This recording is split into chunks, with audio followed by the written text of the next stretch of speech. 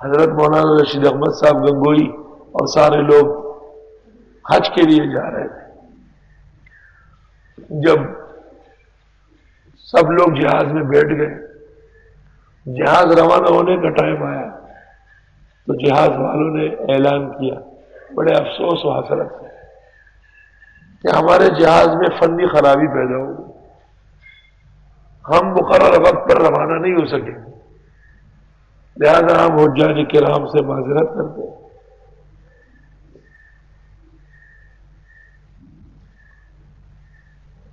کہ ہم ان کو نہیں پہنچا سکتے, لہذا حجاج واپس چلے جائے اپنا ٹکٹ لے لیں.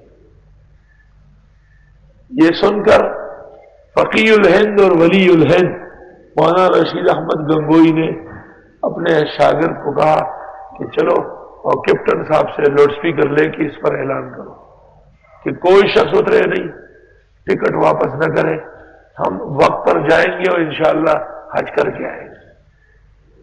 حضرت کا حکم پا کر طالب علم چلا گیا, کیپٹن سے لاؤڈ سپیکر لیا, اعلان کیا. کیپٹن حیران ہو گیا, بولیے جی. سب لوگ بیٹھے رہے, جن کو حضرت گنگوئی سے عقیدت نہیں تھی وہ اتر گئے. مولانا صاحب کا ایک خاص شاگرد اور مرید مولانا صادق الیقین صاحب, بعض خاص بھی انتہائی درجے کے نالائق ہوتے ہیں, بیٹھنے میں اور کھانے پینے میں بہت خاص ہوگا دشمن,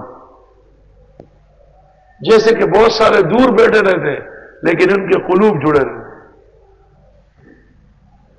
اس نے کہا کہ جہاز تو کیپٹن کے اختیار میں ہے اور جہاز کا کپتان جو ہے وہ معاملہ جانتے ہیں. گنگوئی صاحب تو حدیث اور فقہ کا ماہر ہے, جہاز کا تھوڑا ماہر ہے کہ یہ ایسے اعلانات کرتے ہیں. بوڑھا آدمی ہو کر کے پتہ نہیں دماغ خراب ہو.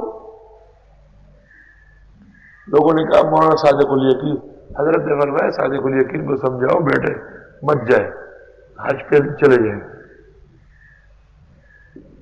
صادق الیقین صاحب پھر وہی کذب بیانی کرنے لگا کہ گنگوئی صاحب کو کیا ضرورت ہے ان باتوں کی, اور یہ کہاں جائے گے کہ آدمی فقہ و قرآن و سنت کا ماہر ہو کہ جہازوں کے بارے میں پیشن گوئیاں کرتا رہا اور سامان وامان لے کے چلا گیا. میں جاتا ہوں, نہیں جا سکتے. سب لوگ بیٹھے, گنگوئی صاحب وہ لوگ مل کر سمندری جہاز میں نمازیں پڑھ رہے ہیں.